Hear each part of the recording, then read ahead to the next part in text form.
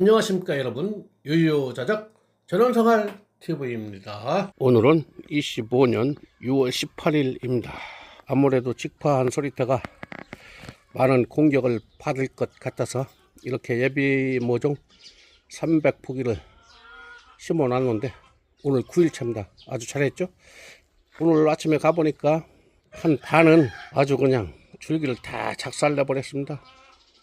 농협 가서 물어보니까 이 서리태 줄기는 토양 살충제를 넣어서 심었어야 하는데 그냥 심다 보니까 나방 애벌레가 뜯어먹고, 또 뒤늦게 알고서 비둘기 2마리가 와서 콩을 못 먹었지만은 올라온 쌍떡잎이죠. 쌍떡잎을 이 비둘기 2마리가 또 뜯어먹고 한 반은 머리를 잃어버린 거죠. 생장점을 전부 잘리고 뿌리만 있는데 결국 다 죽게 되죠. 그래서 이 예비 모종 300포기 중에서 한 150에서 200포기는 밭에 직파한 소리때 대신 심어줘야 할 것 같습니다. 산 밑 밭에 가면 또 고라니와 멧돼지가 또 만차랑 단호박을 휘저 놓아서 농사를 또 방해하고, 이 길 옆 소리태 밭에는 또 나방 애벌레와 비둘기까지 찾아와서 소리태 농사를 망치고 있습니다. 그러나 그 모든 것을 예상하고 이렇게 예비 모종을 해놨기 때문에 그냥 심어도 되지만은 그냥 심으면은 꽁충하게 키만 컸죠. 그래서 이렇게 적심을 해줍니다. 쌍떡잎 위에 생장점을 딱 잘라주는 것이 적심이죠. 적심을 해서 물에 담가줍니다. 1시간 정도 물에 담가서 105구짜리 포트에 심어주려고 합니다. 300포기니까 충분합니다. 여유가 있기 때문에 생장점이 너무 컸죠. 그래서 아까워서 적심을 해서 포트에 심어주도록 하겠습니다. 그래서 모레쯤 비가 올 때 나방 애벌레와 그리고 비둘기가 먹어치운 소리태 밭에 가서 울면서 다시 심어주도록 하겠습니다. 그리고 토양 살충제도 집어넣어서 나방 애벌레가 더 이상 소리태를 갉아먹지 못하도록 하겠습니다. 4시가 좀 넘었는데도 아직도 햇살이 강하죠. 야, 2단 삽목 하려고 하는데 이 적심한 부분도 상당히 크죠. 잎도 크고, 잎은 너무 크면 물을 많이 필요로 하니까 이렇게 잘라줘도 잘 큽니다. 105구짜리 2단 삽목을 하도록 하겠습니다. 아무리 나방 애벌레와 비둘기가 다 잘라 먹어도 이렇게 미리미리 대비를 해놨기 때문에 소리태는 충분합니다. 나방 애벌레 토양 살충제를 내년에는 반드시 넣고서 심어야지 그냥 심었더니 아주 난리도 아닙니다. 작은 것은 뭐 버리고 큰 것들도 많으니까 이렇게 큰 것만 생장점을 잘라서 물에 담궜다가 삽목하면 되겠죠. 이렇게 잘라주니까 뿌리는 자르지 않고 그냥 가서 정식을 해줘도 1차 순치기는 끝난 거죠. 지금 1차 순치기를 하고 있습니다. 적심한 부분이 상당히 큽니다. 이야, 이 정도면은 엄청 잘 커갑니다. 죽지 않습니다. 적심한 부분이 약해 보여도 절대 소리태는 약하지 않습니다. 생명력이 대단합니다. 벌써 콩잎이 이렇게 나왔죠.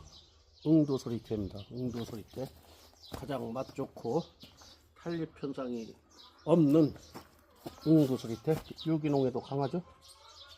그리고 관습 농법처럼 한 번에 직파할 때 3-4개 넣는 것이 아니고 이 응두 소리태는 한 포기씩만 넣어도 됩니다.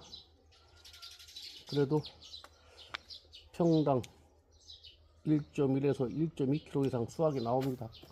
거기에다 저는 또 반은 삽목 소리태를 심죠. 그것도 일본 농민들이 100% 실시하는 지종 녹화까지 해서 삽목 소리태를 6.25 전후로 해서 또 심어줘야 됩니다.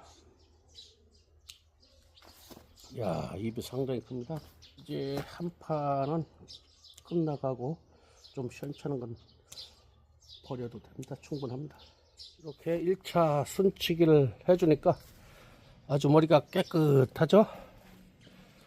그래서 그 중에서 상태가 좋은 것은 이렇게 물에 1시간 동안 담갔다가 2단 3목 지금 바로 해주도록 하겠습니다. 105구짜리 포트에 물을 뿌려주고 3목을 하도록 하겠습니다. 1시간이 지났기 때문에 105구짜리 포트에 물을 뿌려서 바로 2단 3목을 하도록 하겠습니다. 나방 애벌레가 지금 새싹을 뜯어먹고 또 비둘기까지 와서 지금 쌍떡잎을 뜯어먹다 보니까 150개에서 200개는 다시 가서 예비모종으로 심어줘야 합니다. 한 모레쯤 비 올 때 심어주면 되고, 여기는 또 2단 3목을 105구짜리 포트에 심어주고 있습니다. 이렇게 꽂아줘도 지금은 여리여리하게 보이지만은 엄청나게 잘 큽니다. 그래서 경험에 의하면은 2단 3목이 밭에 가서 활착한 상태에서는 오히려 더 잘 큽니다. 2단 3목이 길이가 크면은 버리지 말고, 입이 또 너무 크면은 입을 잘라줘도 됩니다. 그렇기 때문에 이렇게 큰 것은 좀 잘라줘도 됩니다. 그래서 딱 꽂아주면은 일주일 후에 또 뿌리가 나옵니다. 엄청난 생명력의 소리태입니다. 품종은 응도 소리태죠. 응도 소리태는 옛날 관섭대로 3-4개씩 알을 넣는 것이 아니라 한 포기만 잘 키워도 됩니다. 그리고 유기농에 강하고 수확할 때도 탄립 현상이 없습니다. 그렇기 때문에 탄립 현상 때문에 1년 동안 열심히 농사 짓고 화를 내지 않아도 됩니다. 거의 99.9% 탄립 현상이 없습니다. 그렇기 때문에 맛있고 탄립 현상이 없는 응도 소리태를 많이 심어야 됩니다. 그리고 응도 소리태는 중부지방의 경우 7월 초까지 심어도 됩니다. 맛도 있고 대한민국에서 아마 제일로 쳐주죠. 그리고 탄립 현상도 없고 한 포기씩 심어도 되고 유기농에도 강하고 소리태 농사 갖출 것은 다 갖춘 품종이죠. 종자가 비싸더라도 응도 소리태가 결국 남는 장사가 됩니다. 그 농사 잘 되고 하는데 수확량도 많고 맛이 없어서 반품되는 콩은 요즘은 잘 안 심죠. 농민들이 반품되고 가격도 싸고 하니까 지금은 잘 안 심습니다. 농사가 쉽다고 해서 처음에는 막 70% 농민이 그 소리태 품종으로 심었는데 지금은 전부 손절하고 있는 단계죠. 그래서 품종 선택이 중요합니다. 소리태 종류에도 뭐 귀족 소리태, 새바람콩, 그리고 청자, 우호 등등 많습니다. 거기서 으뜸은 제가 볼 때 응도 소리태입니다. 그래서 제가 비싸게라도 종자를 구입해서 이렇게 올해도 심고 있습니다. 처음에는 귀족 소리태 심었는데 귀족 소리태도 알이 크고 맛이 좋죠. 그 다음에 이제 응도 소리태를 알고서 작년부터는 응도 소리태를 심고 있습니다. 올해 둘째 해가 되겠습니다. 단호박도 일본 종자인데 만차랑 단호박이라는 것이 있습니다. 그것이 좀 비싸더라도 맛이 있고 그리고 잘 큽니다. 한 포기가 막 20m씩 커갖고 100개 가까이 달립니다. 맛도 좋고. 그래서 올해 만차랑 단호박을 심었는데 고라니가 그 새순을 따먹고 멧돼지가 지렁이 잡아먹으려고 뿌리를 건들고 해서 5포기 심었는데 지금 4포기 살아있죠. 4포기만 해도 뭐 300-400개 나오면 충분합니다.